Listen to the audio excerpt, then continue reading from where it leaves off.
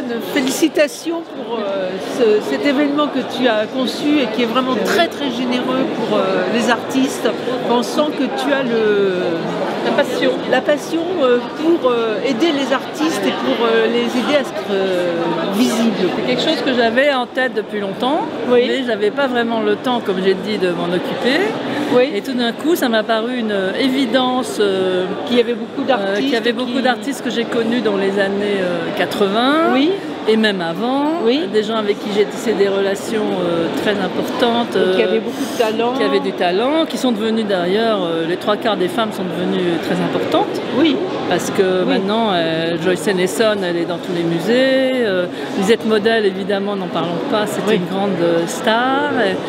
Et Sabine Weiss, j'ai quand même fait la première exposition de Sabine Weiss à Paris pour le premier mois de la photo. Donc en fait, c'était tout à fait passionnant d'aller fouiller, entre parenthèses, dans mon inventaire, puisque c'est quand même peu de temps que je me suis plongée dedans, tout en achetant des photos tout le temps, parce que c'est ma passion. Pourquoi la photographie alors La photographie, parce que déjà toute petite, j'aimais beaucoup les images, je découpais dans les journaux, je collais, je faisais des albums, je faisais des scrapbooks comme on appelait ça, et des stars surtout. J'aimais beaucoup les stars du cinéma, et puis et ma mère étant un peu une star, ça me paraissait tout à fait sympathique voilà, elle m'a donné un peu le goût de la beauté, de l'élégance, et ça a commencé comme ça. Bien évidemment, maintenant c'est plus du tout le style qui m'intéresse. Maintenant, ce qui m'intéresse, c'est vraiment les gens qui ont les photographes qui ont des choses à dire. Vraiment une démarche très personnelle, où on peut comprendre la personnalité du photographe aussi, et pas seulement. C'est pour ça que j'ai mis de côté les documentaires et tout ce qui était photo de reportage. D'une part, il y a beaucoup de prix autour du reportage et de la photo humaniste. Et là, c'est un prix vraiment à part. Oui.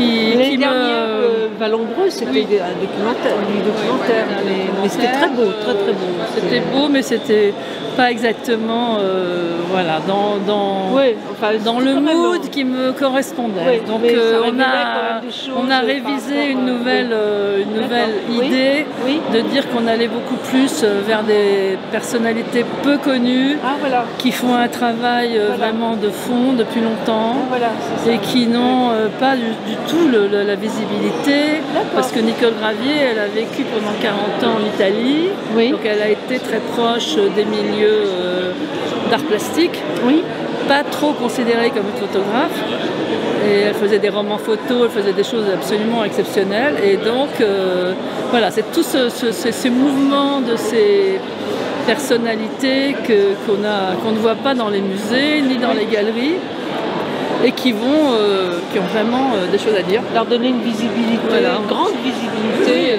vraiment un vrai coup de pouce. Voilà.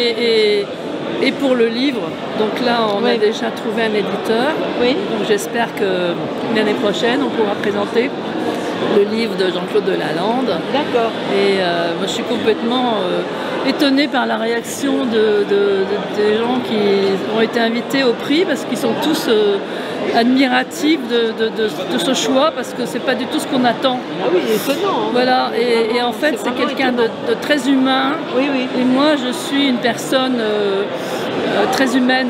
J'aime les relations humaines, j'aime les choses qui viennent du cœur, qui ne sont pas trafiquées. Et là, on est vraiment dans un contexte totalement incroyable, parce que même lui-même, il se demande comment ça peut lui arriver. Il est étonné lui-même de ce... Voilà. Je vous remercie. Merci à toi. C'était l'interview de Viviane Esder, qui est l'initiatrice du prix Viviane Esder de la photographie, au Jeu de Paume, le 9 octobre 2024.